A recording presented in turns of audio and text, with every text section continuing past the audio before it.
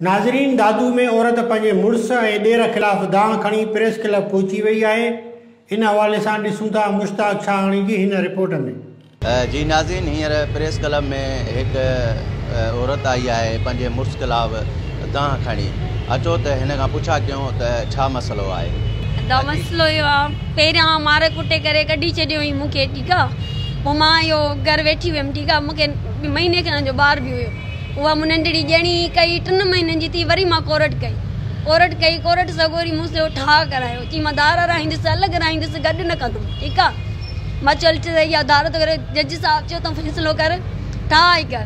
त पोइ मां ठाह हिन सां करे आयमि। वरी 15 ॾींहं मूंखे किराए वारी जॻह में रही। उन खां पोइ वरी मूंखे उतां कढी छॾी, वरी पंहिंजे घर में वठी हलियो हुनजो पीउ माउ।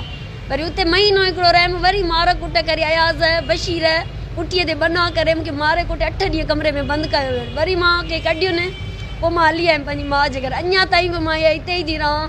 ऐं हाणे बि चए थो मां शादी थो कयां, ईअं थो कयां। 2 नंढड़ियूं न।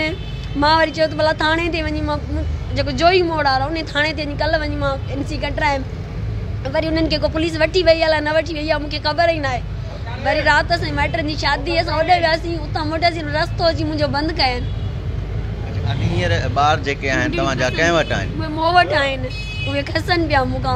तव्हांखे केरु तशदुद कंदो आहे? तशदुद इहो बशीर अयाज़, इन्हनि जो घणो ज़ोर आहे, महरम जो। मुंहिंजो मुताबिलो इहो आहे बसि मूंखे तलाक जे नंढड़ियुनि जी मूंखे ज़िम्मेवारी ॾिनी वञे। पालियूं कयूं मूं न, मुंहिंजी माउ पालियूं, हुनजो को बि हक़ु कोन्हे को।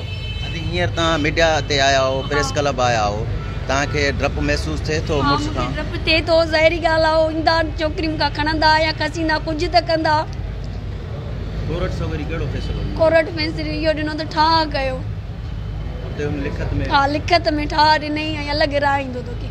जी नाज़रीन, तव्हां जेकी औरत प्रेस क्लब आई हुई पंहिंजे मुड़ुस ख़िलाफ़ ऐं ॾेर जेके आहिनि उहे बि तशदुद कनि था। अॼु जो मुतालबो आहे त जेके आला इख्तियार आहिनि उहे नोटिस वठनि। कैमरामैन टीम सां गॾु मुश्ताक शाहानी, MNN TV दादू।